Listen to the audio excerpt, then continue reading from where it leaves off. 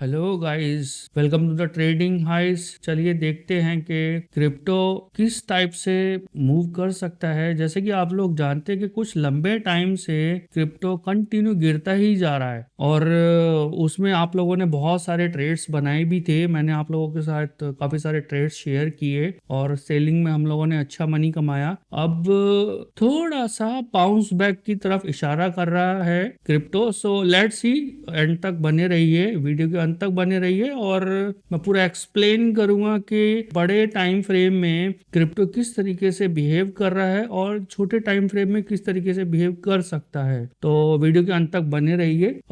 चलिए स्टार्ट करते हैं। जैसे कि आप लोग देख सकते हैं कि ये बीटीसी है। बीटीसी का 15 मिनट का मैंने चार्ट लगा रखा है। अगर मैं बड़ा टाइम फ्रेम लूं तो डे में मैंने ये लगाया है चार्ट, और डे के चार्ट पे आप देख सकते हो कि लंबे टाइम से एक गिरावट चली आ रही है। बीच में इसने एक फ्लैग पैटर्न भी बनाया था कि गिरने के बाद एक बड़ा कंसोलिडेशन किया और फाइनली नीचे गिर गया। गिरने के बाद आप देख सकते हैं कि सारा क्रिप्टो जो है फियर में आ चुका है। क्रिप्टो मार्केट अपना अभी अच्छा खासे बड़े फियर में चल रहा है। जब फियर चल रहा हो, एक्सट्रीम फियर चल रहा है इस वक्त, तो जब फियर चल रहा हो वो टाइम पे एक बाउंस बैक जरूर आता है और ओवरसोल्ड हो चुका है क्रिप्टो, ओवरसोल्ड हो चुका है। ऐसी कंडीशन में कहीं ना कहीं छोटा मोटा बाउंस बैक आना ही वो बाउंस बैक है। तो उस बाउंस बैक में आप छोटे मोटे ट्रेड ले सकते हो। आई डोंट थिंक सो कि ये बाउंस बैक पूरा पॉजिटिव हो जाएगा। यहाँ पे एक टाइम साइकिल भी आप लोग देख सकते हो कि टाइम साइकिल चेंज हो रखा है। यहाँ पे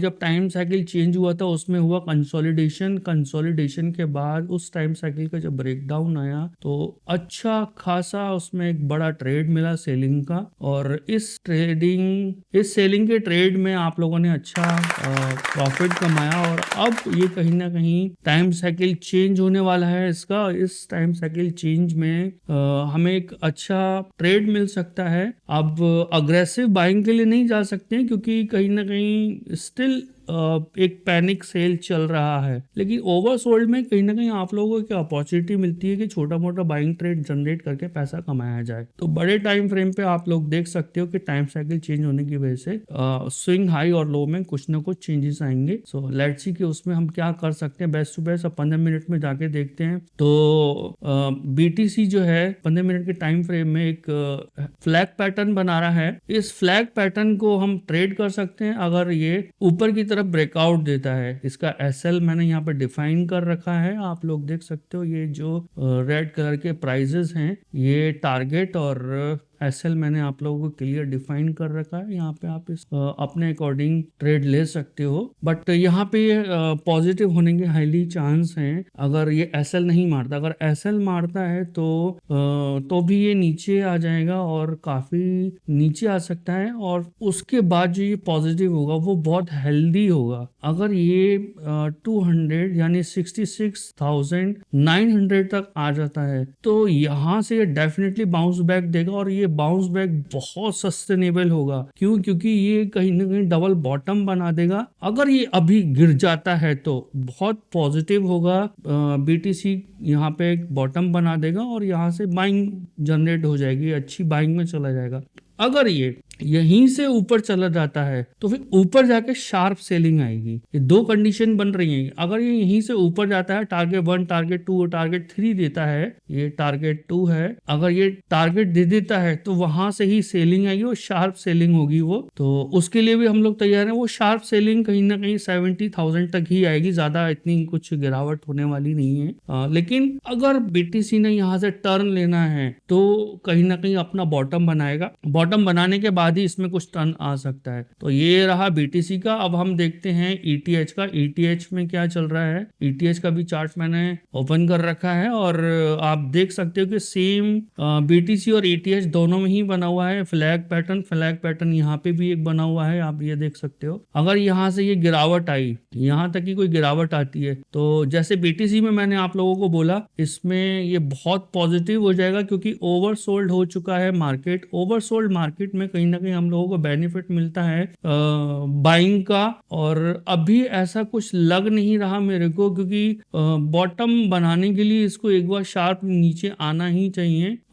देख लेते हैं कि अगर ये शार्प नीचे आता है तो कितना नीचे आ सकता है। अगर ये यहाँ से शार्प नीचे आया है तो 1970 तक ही ये आएगा, इससे नीचे नहीं जाएगा। यहाँ से बाउंस बैक जो लेगा तो वो सस्टेनेबल बाउंस बैक होगा और इसमें अच्छी बाइंग रहेगी। और अगर ये यहीं से ऊपर चला जाता है तो T6 तक ये जाने के हाईली चांस है। इसके टारगेट 6 तक आप लोगों को दे सकता है। अभी इसमें दिखा रहा होगा चार्ट के अंदर कि यहाँ पे एंट्री हो चुकी है, बट बेसिकली सैटरडे और संडे क्रिप्टो में कोई मूवमेंट आता नहीं है। क्रिप्टो में कोई भी मूवमेंट नहीं आता है, तो वीकेंड पे इतना अच्छा ट्रेड आप लोगों को मिलेगा नहीं, क्योंकि एक जोन में फंस के रह जाता है प्राइस, तो मूवमेंट इतना अच्छा रहता नहीं है। तो मेरी एडवाइस होगी कि जो भी आप लोगों को ये ट्रेड मैंने दे रखा है ये मंडे में ही एग्जीक्यूट करना। मैंने तो एडवांस में दे दिया आप लोगों को। और जैसे कि आप लोग जानते हो कि कल फ्राइडे था, फ्राइडे नाइट में डाउ जोन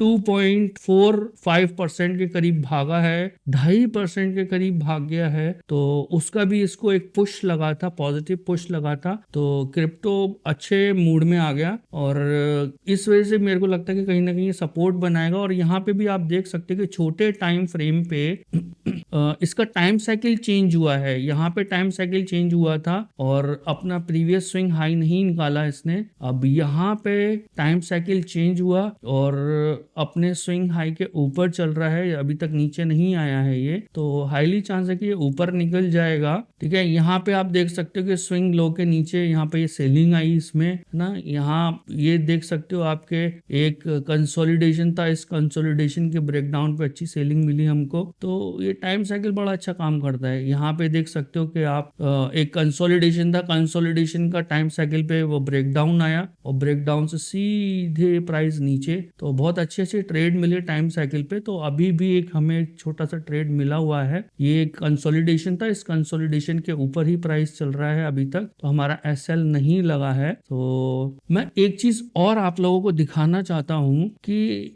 ये देखिए, ये थोड़ा सा मेरे को फियर है, ये शायद आपको कोई बताए ना, लेकिन एक फियर अभी भी बना हुआ है क्रिप्टो में, BTC ETH या दूसरे क्रिप्टो कॉइन्स पे। मैं आपको इसको लाइन चार्ट पे कन्वर्ट करके दिखाता हूं कि जब ये गिरा था प्राइस, आप ये देख सकते हो कि यहाँ पे इसने कुछ बियर पैटर्न बनाया था, इसको हम हेड एंड शोल्डर पैटर्न बोलते हैं। तो इसमें कुछ टिल्ट पैटर्न बनाया था इसने हेड एंड शोल्डर का, और उसका ब्रेकडाउन देके टारगेट दिया था इसका पूरा। तो टारगेट हम चेक कर लेते हैं, मैं इसको नेक लाइन पे ले जाता हूँ। ठीक है, अगर मैं ये वाला प्राइस पकड़ता हूँ, ये नेक लाइन पकड़ता हूँ, तो आप देख सकते हो कि यहाँ तक का इसने टारगेट दे दिया था हमें, है ना। यहाँ नेक लाइन थी हमारी, तो यहाँ नेक लाइन पे आप देख सकते हो, यहाँ पे मैंने प्राइस, तो यहाँ पे एक अच्छा इसने टारगेट दे दिया हमको। अब मेरे को इस पैटर्न का टारगेट मिल चुका है। अब इसका दूसरा पैटर्न जो यहाँ बना हुआ है, हमें इस पे भी ध्यान देना पड़ेगा, इसको हम इग्नोर नहीं कर सकते। अगर मैं इसके ऊपर फीबो लगाता हूँ तो देखते हैं कि क्या टारगेट बनता है ना। यही फीबो अगर मैं यहाँ नीचे लगा देता हूँ तो इसका सेकंड टारगेट देखो ये आ चुका है। ठीक है, हमें जो भी पैटर्न हमारे बने, एक पैटर्न हमारा यहाँ बना था सेलिंग का, ठीक है, दूसरा हमारा ये बना, ठीक है, और दूसरे पैटर्न का भी हमारा सेलिंग का टारगेट आ चुका है, आप लोग देख सकते हो। अब मुझे बहुत बड़ा सेलिंग का ये पैटर्न दिख रहा है, आप लोगों को भी दिख रहा होगा। यहाँ पे मैं आप लोगों को क्लियर कर देता हूँ, ये एक पैटर्न है। जिस तरीके से मैंने यहाँ पे और यहाँ पे फीबो लगा के टारगेट निकाला था, मैं इसको यहाँ पे लगा के देखता हूँ कि मेरे को नीचे के कितने टारगेट मिल सकते। तो ये मेरे लिए एक फियर का कारण बन रहा है कि ऐसा ना हो कि अभी भी क्रिप्टो ना रुके। हो सकता है कि क्रिप्टो और गिरे। और देखो मैंने यहाँ लगा दिया है इसको, मैंने अभी यहाँ नहीं लगाया है, अभी मैंने इसको राइट शोल्डर पे लगाया है। तो राइट शोल्डर पे लगा के इसका जो नीचे के टारगेट आ रहे हैं वो बहुत भयानक भयानक आ रहे हैं। आप देख सकते हो, आपको भी एक फियर हो जाएगा कि क्रिप्टो इतना गिर सकता है। वही यहाँ पे एक टाइम साइकिल आ रही है, तो हो सकता है कि प्राइस ऊपर जाके वापस टाइम साइकिल इस जोन में आए और यहाँ से फिर दोबारा बाइंग जाए, तो लोगों को दिखेगा कि ये बाइंग में जा रहा है। अभी भी एक्सट्रीम फियर चल ही रहा है, इस फियर की वजह से इतनी सेलिंग हुई, तो कहीं ना कहीं एक्सट्रीम फियर में अब थोड़ी बहुत बाइंग आएगी, क्योंकि फियर ओवर हो चुका है, एक्सट्रीम फियर जा चुका है और क्रिप्टो ओवरसोल्ड में है। तो यहाँ पे बॉटम बनाने की कोशिश करेगा, लेकिन हो सकता है कि थोड़ा बहुत ऊपर जाके वापस ये नीचे आए। अगर ये वापस इस एरिया को, इस जोन को क्रॉस करता है प्राइस, तो हमारा पहला टारगेट होगा 1479 और दूसरा टारगेट होगा हमारा 687। मैं अभी इसको तो कैलकुलेट कर ही नहीं रहा हूं, है ना, मैंने ये शोल्डर को कैलकुलेट किया है। आप देख सकते हो ये शोल्डर के हिसाब से इथेरियम 687 जाने वाला है। ये बहुत ज्यादा डाउन हो जाएगा, बहुत ज्यादा हालत खराब हो जाएगी। जो लोग यहाँ पे बाय कर रहे होंगे, हो सकता है वो लोग ट्रैप भी हो जाएं। इसलिए मैं आप लोगों को बोल रहा हूँ कि यहाँ पे जो भी ट्रेड लोगे वो फास्ट ट्रेड होना चाहिए, छोटा ट्रेड होना चाहिए। हो सकता है कि यहाँ पे कंसोलिडेशन में आए या सपोर्ट बनाने के लिए वापस प्राइस नीचे आए, यहाँ से हो सकता है वापस जाए और रेजिस्टेंस ले। यहाँ इस जोन का रेजिस्टेंस ले, हो सकता है इस जोन का भी रेजिस्टेंस ले, यहाँ से रेजिस्टेंस लेके हो सकता है कि वापस नीचे ही निकल जाए। ये कोई नहीं जानता, है ना। तो हम केवल कैलकुलेशन पे ट्रेड करते हैं कि यहाँ पे एक रेजिस्टेंस है, तो जब तक इस रेजिस्टेंस को क्रॉस करके ऊपर नहीं जाता हम पॉजिटिव नहीं हो सकते, और अगर क्रॉस करता भी है तो पॉजिटिव हम केवल इस जोन तक होंगे। इस जोन को क्रॉस कर देता है तो फिर हम टोटली बुलिश हो जाएंगे, फिर इस पैटर्न को ये फेल कर देगा। इस पैटर्न को फेल करने के बाद ही हम बाइंग ट्रेड पे जा सकते हैं, हम बुलिश हो सकते हैं। उससे पहले हम लोग बुलिश नहीं हो सकते। उसके लिए आपको बस छोटे छोटे ही ट्रेड अभी बन सकते हैं, तो वो छोटे ट्रेड ही आप लोग ले सकते हो, इससे ज्यादा कुछ कर नहीं सकते हैं हम लोग। जो मैंने सोचा कि आप लोगों को इन्फॉर्म करूं कि क्रिप्टो इस तरीके से अभी बिहेव कर रहा है और पास्ट में अपने पिछले चार्ट्स, अपने पिछले डाटा में इस तरीके से बिहेव कर चुका है, तो कहीं ना कहीं एक फियर है कि और ये अभी और नीचे गिरे। तो ये कोई नहीं जानता, तो ट्रेड अपने वो हिसाब से ही एग्जीक्यूट करना कि छोटे छोटे ट्रेड होने चाहिए, और जब तक ऊपर पॉजिटिव नहीं हो जाता तब तक आप लोगों को ये बाय नहीं करना है। और किसी भी ट्रेड को लेने से पहले अपने फाइनेंशियल एडवाइस से एडवाइस करें, तभी कोई ट्रेड ले। ये वीडियो केवल एजुकेशन पर्पस के लिए है।